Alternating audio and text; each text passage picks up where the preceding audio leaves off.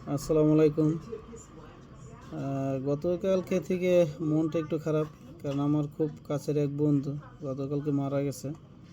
সবাই আমার বন্ধুর জন্য দোয়া করবেন, আল্লাহ যেন ওকে বেস্তে নসিব করে।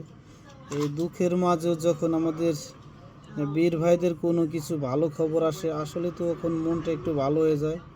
তো এরকমই একটি খবর যে গতকাল রাফাই শহরের অনেকগুলো সুড়ঙ্গ আছে, সেই সুড়ঙ্গতে অনেক ইসলি সেনারা ঢুকছে।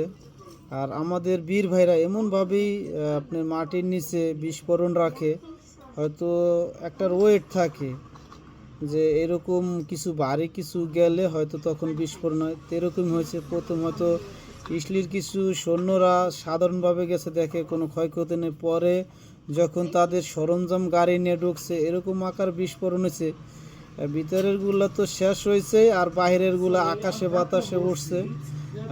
এটা দেখে খুব ভালো লাগছে। আর একটা ভালো খবর হলো যে সৌদি আরবের আল আবেরিয়া পত্রিকার একটা নিউজে যে আমাদের বীর ভাই কাশিম ব্রিগেডের গ্রুপের প্রায় 30,000 অধিক নতুন সৈন্য যোগ হয়েছে।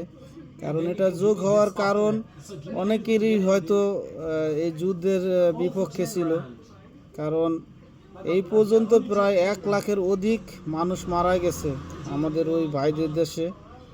আর প্রত্যেকটারই ফ্যামিলি আছে, কেউ বাপ ভাই স্বামী বা সন্তান আছে। কারণ অনেকেই হয়তো তার প্রিয় সন্তান হারাইছে, কেউ স্ত্রী হারাইছে, কেউ বাড়ি হারাইছে, কেউ মা হারাইছে। হয়তো এরকম মানুষ কষ্ট নিয়েই হয়তো লাস্টে আমাদের এই বীর ভাইদের সাথে যোগ দিয়েছে।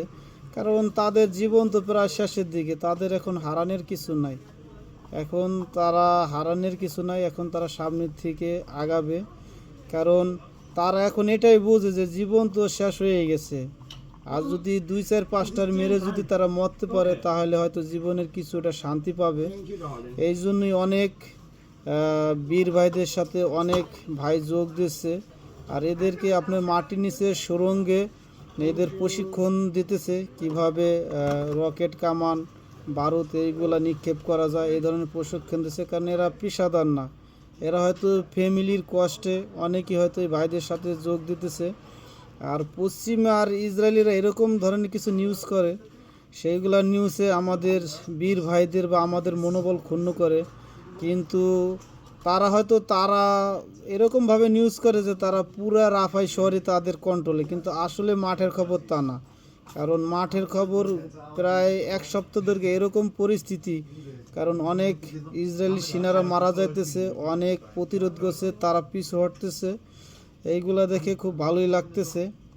কারণ আমরা চাই আমাদের বীর ভাইরা এগিয়ে যাক, কারণ এখন আমাদের আর হারানোর কিছু নেই। এখন আমরা সামনের দিকে এগোবো, আর ইনশাল্লাহ আল্লাহ আমাদের জয় সুনিশ্চিত। সবাই ভাইদের জন্য দোয়া করবেন। আজ এ পর্যন্তই। আল্লাহ হাফেজ।